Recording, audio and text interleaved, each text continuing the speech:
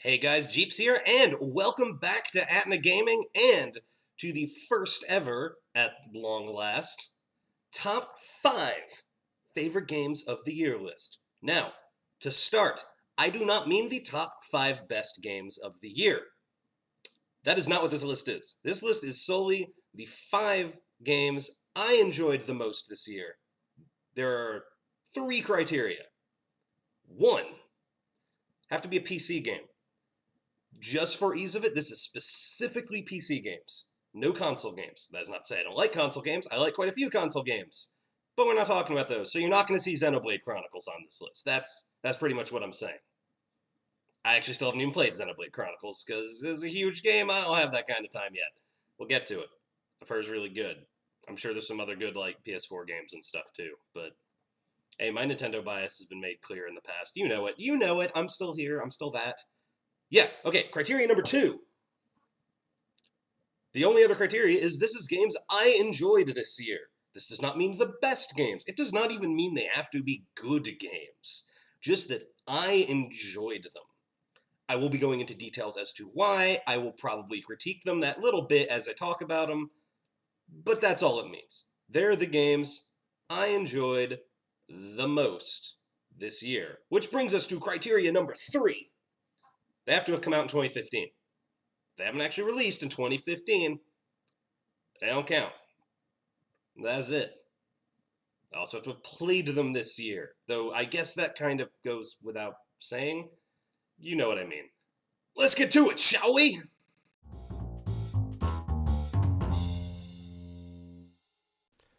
Dragon Ball Xenoverse. Let's get maybe the most important detail out of the way. Dragon Ball Xenoverse is really not a very good game. It's clunky, the combat system really isn't all that good. The story is Dragon Ball Z, but with an even sillier twist on it than normal. But good God, I love this game. I don't know why I love this game so much, honestly. It's janky as hell. But there is something to be said about being able to make your own Dragon Ball character. Gotta say, is pretty great. The fights in this game are frustrating. The story missions are wildly unbalanced. The multiplayer, if you want to call it that, the versus mode, was horrifically unbalanced for a while because Saiyans were wildly overpowered. Until recently. I believe they kind of fixed that with a power that everyone can get that actually works kind of like Super Saiyan does, so, you know, you get your unlimited ki and all that good stuff, and it just drains, but I love it. It weirdly reminds me of Phantasy Star Online, for anyone who played PSO back in the day. I'd go so far as to say PSO really isn't a great game either. There are like 4 worlds. It was pretty janky. You had like 1 combo, maybe 2 if you want to be generous. But that was another game I loved it. And this is that same. There's a lobby world, and you grind for gear, and you get better, and unlike in PSO, you can fly around and shoot ki blasts out of your hand and do crazy combos, sort of. God, this game has so many shortcomings, but I keep coming back to it. I put like 70 hours into this game. And, like I said, there's only one criteria for what makes this list, well, other than those other 2 criteria, and it's how much I enjoyed it. And as a longtime Dragon Ball fan, who's someone who's enjoying Dragon Ball Super right now, despite its considerable host of flaws, Dragon Ball Xenoverse just hit that sweet note for me, and I kept coming back, playing it with friends when I could. Don't get me started on how awkward it is to group with friends in this game. But grouping with 2 of your friends, Saiyans or Majins or Frieza race people or humans or Namekians for the like 3 people who made them, and taking on like the Ginyu Force or some random GT bullcrap because no one likes GT. It was really satisfying. So for that reason alone, Xenoverse has earned a spot on this list. And cheesily, in my heart, I couldn't resist. I'm sorry. But yeah, number 5, it's Xenoverse. Like I said, bad game. Love it. Can't stop loving it. Can't stop, won't stop. Let's go to the next game now. Okay? Okay.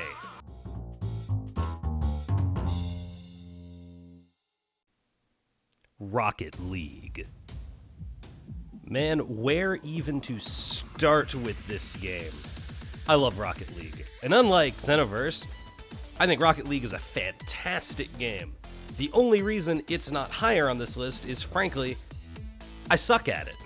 I am not good at Rocket League at all, and if I were better at it, I would enjoy it more, but I definitely enjoy it. So to the 3 of you in the world who don't know what Rocket League is at this point, it is soccer or football, take your pick on how you want to classify it, not American football, rest of the world football, but played with rocket-powered cars.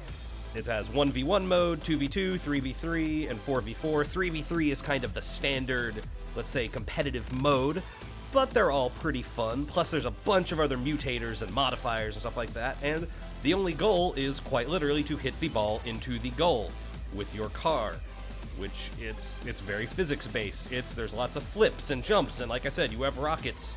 You also can wear a wizard hat and have a star on your antenna and shoot rainbows out of your ass, because it's Rocket League.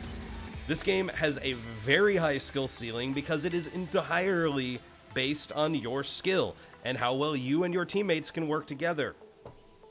There is something so compelling about this to me. Again, I don't actually like sports games that much, and this, don't get me wrong, this is a sports game. This is a very weirdly accurate sports game because unlike most sports games, you are controlling one person or player or car, I guess, if we want to be most accurate in this case, but you're not kind of abstractly controlling a team. Your actions are very directly represented in their own weird, flippy, rockety way.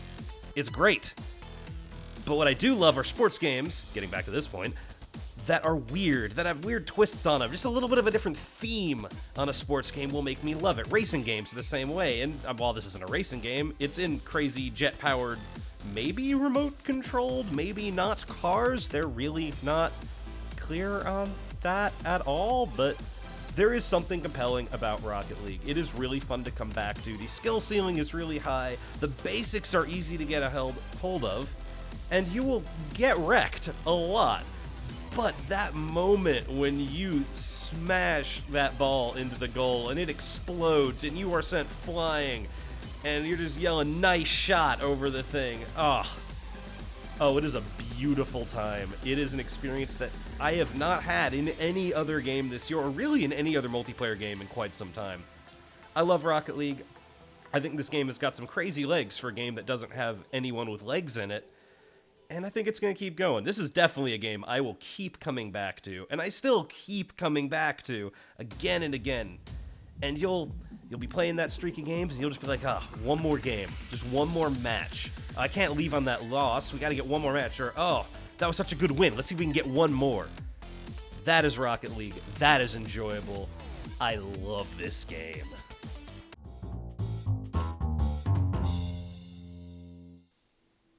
Fallout 4. Yep, that's right. I really liked Fallout 4. Let me preface this by saying it is not a perfect game by any means. In a lot of ways, I don't think it's as good of a game as Rocket League is, which was on the place before this. But I can't deny how much fun I've had with it. While I wish it was a better RPG, especially coming down off of how good New Vegas was back when that came out. Bugs aside, I mean. It was an Obsidian game. Of course, it was buggy. But there is something viscerally enjoyable to me about wandering around the wasteland in Fallout. Even stripping out the RPG elements as much as they did, I still love getting lost in this world. Now, the plot is, it's alright. I won't spoil anything here, but it's nothing special. It's typical Bethesda nothing special storytelling. It's not their strong suit. It's never been their strong suit. But what is pretty fun is wandering into an abandoned town and getting attacked by a bunch of ghouls and fighting them off, and then finding a unique laser pistol, and then a legendary something shows up and it mutates halfway through the fight, and you shoot the hell out of it while backpedaling and your dog jumps at it, and then you get some legendary thing off of it, and then you go climb into your power armor, which is like a walking tank, and you wander around and you find more cool stuff, and that is the gameplay loop of this game. Are the RPG mechanics dumbed down to the point of non-existence? Yeah. I still like the perk system in this game. I actually think it's pretty neat, but I miss the customization. Is the dialogue system completely crippled? Yes, and if anything, that is my biggest complaint with this game. Going full voice acting, while neat, robbed Fallout of something that made it Fallout. You can't play a role in this game. You solve all of your problems by shooting, and you're a good guy, pretty much no matter what. That's Fallout 4. But I still love it. I have put, God, an embarrassing amount of time into this game. 80, 90 hours. I've already been finding fun mods for it. Vaguely fixed the dialogue system even, which, frankly, that mod makes the game a lot better in and of itself. But, yeah, this is Fallout 4. I imagine I will keep playing Fallout 4 for quite some time. I'll at least finish the story, maybe I'll find a few more cool things, and every time I come back to this game, I have some new experience that I can go to my friends and be like, hey, have you found this thing? Did you go here? Did you see this? That is something that is undeniably enjoyable in this game. So no matter what I think about the flaws, no matter what I think about the streamlining, no matter how much I've kind of come down on this game since the initial euphoria of it wore off, I can't deny that I love it. I can't deny that it is one of the games I have enjoyed the most by far in 2015. But that's still only number 3, folks. We got 2 more to go.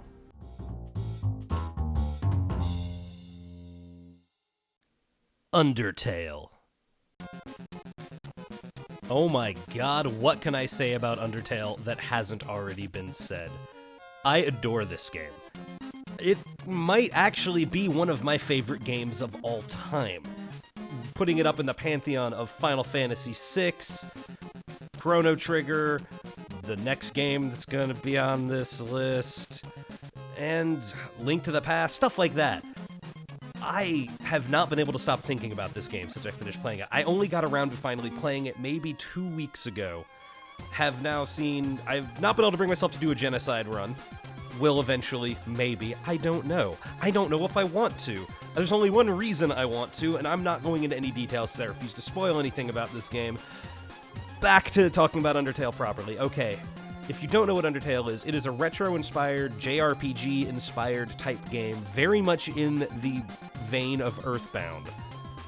But it is a lot more than just a retro RPG. It plays with your expectations, it has extremely clever writing. Admittedly, humor's not for everyone. I think it's hilarious, though. I enjoyed the hell out of the writing in this game. It has one of the greatest soundtracks I've ever heard, and I am still just getting sidetracked talking about what this game is. The thing about this game, it's an RPG where you don't have to kill anything because it kind of presents a world where why would you? Nothing is overtly hostile to you, really. Why would you kill them? So every fight kind of has almost a puzzle element of figuring out what you can do to talk your way out of it. The combat is done in a neat kind of bullet hell-esque way of you're in a little box, you move your little heart around, and their attacks flood that box. But sometimes they don't do it in the normal way. This game constantly breaks its own rules. It abuses its own UI to play with what you're expecting in a very Psycho Mantis or Eternal Darkness kind of way. And much like games like Earthbound, which, like I said, this takes some heavy inspiration from, despite its cute, colorful appearance, its very lo-fi visuals, there is something truly creepy and unsettling just beneath the surface all the time.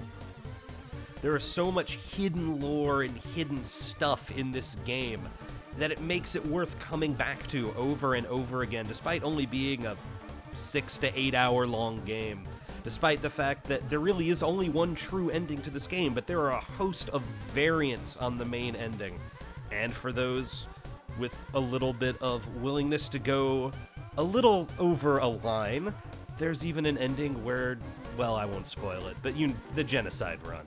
You're gonna have a bad time. I love Undertale. I think it personally deserves every accolade it has been thrown at, and has been thrown at it because I forgot how to talk right there. This game is fantastic. I know everyone says you should play it. I know most people are sick of hearing that at this point. It's not going to be for everyone, but at the very least, I think this game deserves all the appreciation it can get. It is something truly special and truly unexpected to come out this year, and I love it. I will be thinking about Undertale and the way Undertale ends and the story of Undertale and the characters from Undertale for years to come. It has affected me in a way that few modern games have, and for that, it was so close to being number one on this list. But it isn't number one. We still have one more to go. Some of you have probably guessed what it is. But let's get to it, shall we?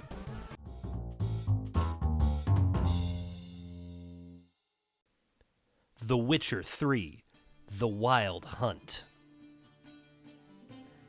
Well, this probably surprises no one. The Witcher 3 is by far my favorite game to come out this year, and one of my favorite games ever, probably. I adored this game. I can't believe how much I adored this game. For a little background, 3 or 4 years ago, whenever it came out, Witcher 2 captured my attention like no modern RPG had. I honestly don't remember a modern RPG before Witcher 2 that had grabbed me like that did. You'd probably have to go back to Baldur's Gate 2 to really get a game that I just got that sucked into in the Western RPG genre, if we want to call it that. Witcher 3, for the most part, one-ups its predecessor in every way. It loses a little bit of the rather obtuse complexity that Witcher 2 does, streamlines things a little bit, but retains a bunch of complexity while incorporating an open world that feels real, that feels lived in. All the side quests and side activities feel big and creative and just lived in and real, and I have just repeated the same words over and over again because I don't know what words to use for this. No other game has quite made an open world feel so good. Especially, let's compare this to Fallout, earlier on this list. For as good as Fallout and most Bethesda games are in their own ways, the worlds aren't very deep. There's not really any recognition of anything you do. Most of what you do, other than the main plot, doesn't really feel like it matters outside of the bubble it is contained in. Witcher 3 doesn't feel that way. Side quests weave in and out of the main quest and of each other. Characters all feel fleshed out. Even minor characters just giving you a quest in a side quest feel fleshed out. They feel like people who could live in this strange, monster-riddled world that we all exist in The Witcher. It's phenomenal. All of the characters are fairly entertaining. Let's be honest, Geralt is a bit of a power fantasy of a character, but he still has a lot of depth, probably helped by the fact that he is based on, or he is, a character from a series of novels. The games don't really have that much to do with the books. I won't spoil the ending of the books, but if you've read them, you kind of know what I'm talking about. But the characters still feel the same. This game has a fantastic cast of characters, a fantastic line of side quests, a great combat system, tons of crafting, a huge world, an absurd amount of things to do, and it never really gets boring. It feels like there's always something new and exciting around the next corner. Let's not forget the fact that it looks gorgeous on a good PC. Mine can't even really do it justice, if we're being honest. Yes, there was the visual downgrade from E3. Yes, it doesn't look as good as it was originally shown to look, but it is still a beautiful game. With incredible textures, great draw distance, great animation quality. It feels fluid, it feels dynamic. It's so good. I adore this game. I'm still playing this game. I haven't finished Hearts of Stone yet, and I want to do that because Blood and Wine is coming out. I think that's what the last expansion pack's called. And that's another thing. This game has expansion packs. Actual, real expansion packs. Remember expansion packs? Companies other than Blizzard used to do them. Okay, Blizzard definitely still does, but, you know, beside the point. Not to mention, we got tons of free DLC after the game launched. Admittedly, a lot of that DLC was likely already done. It was just released staggered after launch. But it was free, and it kept giving you new reasons to come back, like a new Game Plus mode, or new gear you could find, and new Gwent cards, and oh my god, can we talk about how fun Gwent is as a side activity? Yeah, it doesn't make any sense. Come on, they put a dumbed-down Magic the Gathering collectible trading card game into a fantasy world, but there's something kind of neat about that. I love The Witcher 3. I love the Witcher franchise. I love the Witcher novels. This was definitely going to be my favorite game of the year pretty much from when it came out. I didn't think anything could dethrone it, and even Undertale couldn't. Think about that. Even Undertale, a game which I adore, which I have not been able to stop thinking about, could not beat out Witcher 3 as my favorite game of 2015. And in this case, possibly the best game of 2015. Yeah, I'll say it. Not really like that's a controversial statement, though, because look at all the game of the years it won. Witcher 3, everybody, is great. I love it. So that's it, guys. My 5 favorite games of 2015. I'd like to give a couple of quick shout-outs and, let's say, runner-up awards to games that didn't quite meet the criteria, but I still really loved. First, definitely has to be Overwatch. It doesn't meet the criteria, obviously, because it isn't out yet. Honestly, I only got to play it for 2 days. I was in the stress test beta, that's it. I'm not in the actual beta. And I have been wanting to go back and play that game since that 2-day beta, literally every day. And I can't, and it is killing me. That game is so much fun. It is so much fun. I cannot wait for it to come out. Wish I had knew when that was going to be, but, I mean, sometime in the new year, eventually. Beta, I think, comes back end of January is what they're saying. Hopefully I'll luck out getting that. Boom, that'll be great. Also, shoutouts I'd like to give to Mario Maker, because that game's awesome. But, like I said, not covering console games on this. Words. Mario Maker is super fun. Super fun. And I love it. But again, I'm a huge Nintendo fan. Of course I'm going to love Mario Maker. And, yeah, I think that about rounds us up for 2015. So, if you've liked what you've seen, feel free to leave a like right below this. Hit that little like button. Or if you have disliked it, well, I'd rather you not, give it the thumbs down. Go ahead. That is what it's there for. If you like to discuss, you like to leave what some of your favorite games of the year are, you like to yell at me for my opinions, because this is the internet. That is what people do on the internet, let's be honest. Go ahead. It's down there. Comments are there. I'm not going to stop you. Go for it. Thumbs up. But yeah. So as always, I've been Jeeps, and I will talk to you guys next year. Which is to say, I mean, it's almost next year now. So, yeah. Bye!